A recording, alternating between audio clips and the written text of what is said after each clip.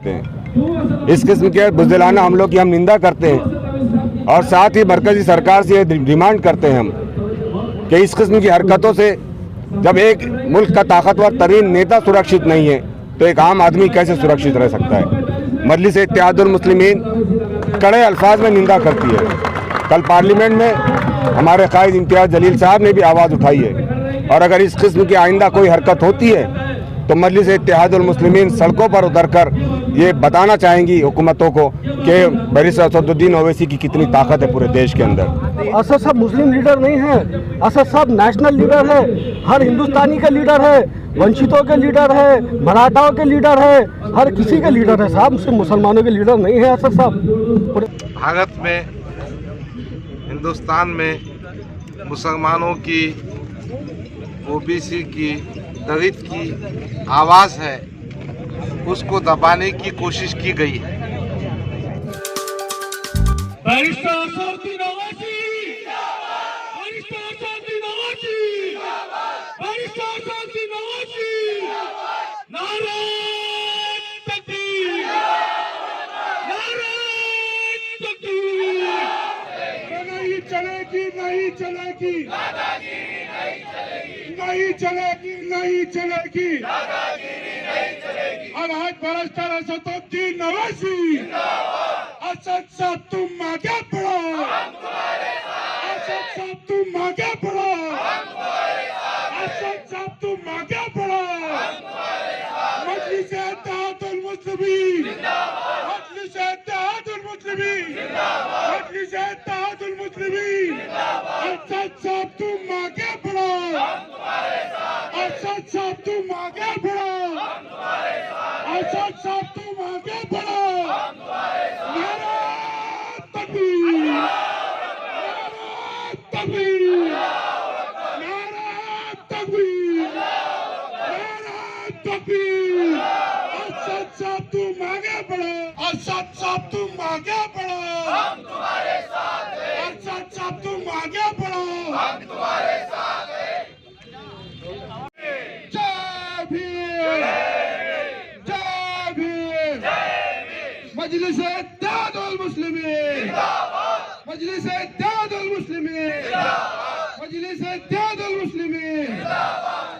Doctor Baba Saheb अम्बेडकरांचा, Asaduddin Owaisi साहेबांचा, हिंदुस्तान जिंदाबाद, हिंदुस्तान जिंदाबाद, हिंदुस्तान जिंदाबाद। सर, जिस तरीके से देखा गया है कि बैरिस्टर असदुद्दीन ओवैसी साहब के ऊपर जो कल हमला हुआ, पूरे महाराष्ट्र भर के अंदर आज धरने चालू हैं, पूरे एमआईएम के कार्यकर्ता सड़कों पर उतरे हुए हैं। आज आपकी क्या मांग को लेकर आप डिविजनल कमिश्नर साहब के पास में आए हुए हैं? देखिए, सबसे पहले तो हम अल्लाह रब्बुल इज़्ज़त का शुक्र अदा करते हैं कि जिसने हमारे कायद की जान बचाया। ये इस तरीके के बुज़दिलाना हमले करके दरअसल ये इस देश के वंचित और मुसलमानों को एक पैगाम देने की कोशिश है कि डरो वरना हम तुम्हें मारेंगे। लेकिन शायद वो ये भूल गए कि उन्होंने आज एक असदुद्दीन ओवैसी साहब पर हमला किया है, लेकिन करोड़ों असदुद्दीन ओवैसी इस देश में मौजूद है जो संविधान की बात करते हैं, जो देश की बात करते हैं।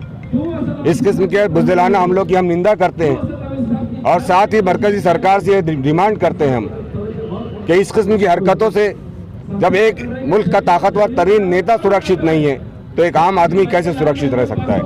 मजलिस इत्तेहादुल मुस्लिमीन कड़े अल्फाज में निंदा करती है।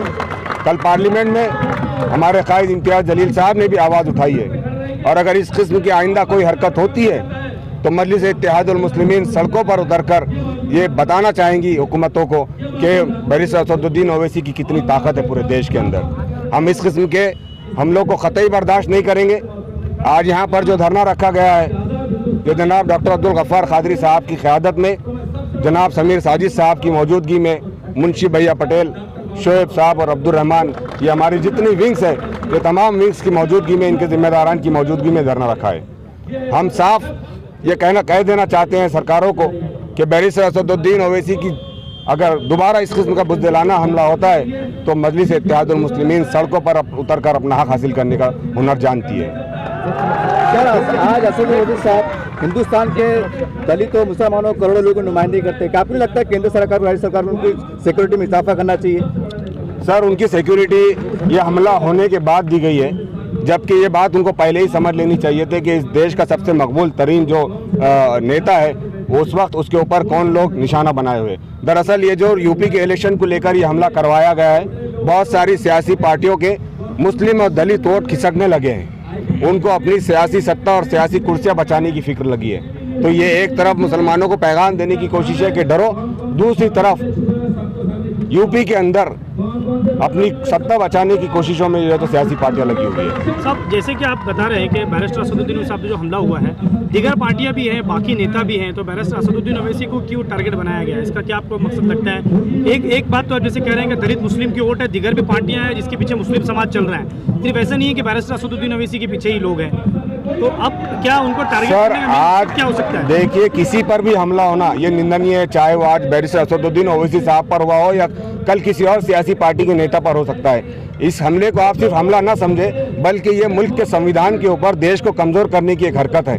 इस बात को तमाम सियासी पार्टियों ने सीरियस लेना चाहिए और इस किस्म की हरकत करने वालों के खिलाफ सख्त से सख्त कार्रवाई करना चाहिए, वरना आज असदुद्दीन ओवैसी साहब निशाना बने हैं, कल मुल्क दुश्मन अनासिर को जो मुल्क को तोड़ने वाली शक्तियां हैं वो उनको भी निशाना बना सकती है। तो अगर वाकई वो इस देश से मोहब्बत करते हैं, संविधान से मोहब्बत करते हैं, तो उनकी जिम्मेदारी है कि वो इसकी निंदा करें, न सिर्फ निंदा करें बल्कि जिन लोगों ने ये हरकत की है उनके खिलाफ सख्त से सख्त कार्रवाई करें। सर, धर्म संसद में जिस तरह से बातचीत हुई, जिस तरह से मुसलमानों को धमकियां दी गई थी, मुस्लिम नेताओं को धमकियां दी गई थी, तो क्या माना जाए कि धर्म संसद में जो बोला गया था उसका कई परिणाम देखने में आ रहा है? ये सब जांच का विषय है सर। मैं ये उम्मीद रखता हूँ कि भारत सरकार इसकी निष्पक्ष जांच करेगी और जो भी इसके अंदर दोषी है, जो दो लोगों ने फायर किया, उनके अलावा उनके पीछे जो ताकतें हैं उनके ऊपर भी जो है तो ये सरकार कड़ी से कड़ी कार्रवाई करेगी, ये उम्मीद हम लोग रखते हैं। और जैसे कि अल्ताफ साहब आपने कहा कि पूरे महाराष्ट्र भर में आज मजलिस विरोध कर रही है, तो सिर्फ महाराष्ट्र में हम लोग विरोध नहीं कर रहे, कश्मीर से लेकर कन्याकुमारी तक जो मुल्क के हमारे शहरियान, जो हमारे देश के लोग हैं, जो संविधान में यकीन रखते हैं, मुल्क से मोहब्बत करते हैं, ऐसा हर शख्स इस जो असद साहब पे हमला हुआ है उसका निंदा करता है, उसका विरोध करता है। और हमारी पूरी पार्टी, पूरा यूनिट पूरे महाराष्ट्र ही नहीं पूरे मुल्क के अंदर असद साहब के ऊपर जो कायराना हमला किया गया उसके विरोध में आज सड़कों पर उतरा हुआ है। सर, आपको लगता है कि देश से मुस्लिम लीडरशिप को खत्म करने की साजिश की जा रही है? असद साहब मुस्लिम लीडर नहीं है, असद साहब नेशनल लीडर है, हर हिंदुस्तानी का लीडर है, वंचितों के लीडर है, मराठाओं के लीडर है, हर किसी के लीडर है साहब, सिर्फ मुसलमानों के लीडर नहीं है असद साहब, पूरे मुल्क के नेशनल लीडर है। ठीक है, thank you sir. Thank you. Majlis Ittehadul Muslimeen के जो कौमी सदर है बैरिस्टर असदुद्दीन ओवैसी साहब, उन पर जो हमला हुआ उसके लिए हम सब आहत हैं, हम सब इस मामले में दुखी हैं। मगर इस बात को हम ऐसा देखना चाहते हैं कि असदुद्दीन ओवैसी साहब मजलिस के सदर हैं और जिस हैसियत में वो हैं, वो आज हिंदुस्तान में, भारत में हिंदुस्तान में मुसलमानों की, ओबीसी की, दलित की आवाज़ है, उसको दबाने की कोशिश की गई है।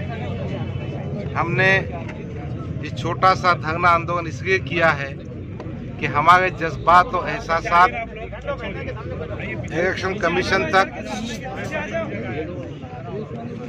केंद्र सरकार तक, यूपी की गवर्नमेंट तक पहुंचा सकें।